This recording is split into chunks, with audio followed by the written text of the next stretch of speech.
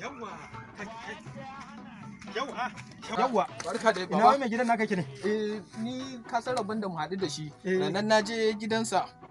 Sai na kwankwasa kofar. To Allah sarki Da na kwankwasa kofa. Eh. Da zumbar in yi sallama wani ya fito. Kwarai Sai kofar take gaya min cewa ai baya nan. Kofa? Kofa.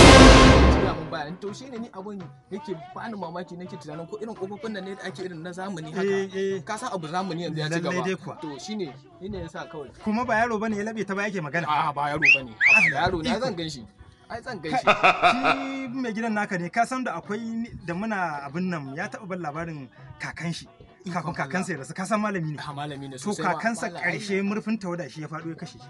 Shi malamin. Shi kakan shi mai Awo gidan shi naka. kakan nashi? Kwarai kuwa. Ikon Allah. To ai karshe ma bayan ya mutu ma an ɗauke shi an kai shi makabarta kai an shi. binne. Eh. Ana dawowa gida kawai sai aka ji wani dan akuyinsa yana ta tilawa. Akwai da yake tuna. To ai karshe zakaran ma zikiri aka je na tai.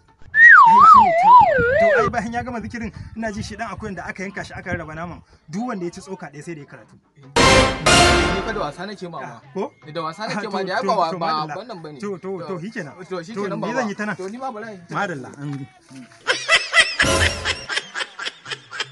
Oh my God.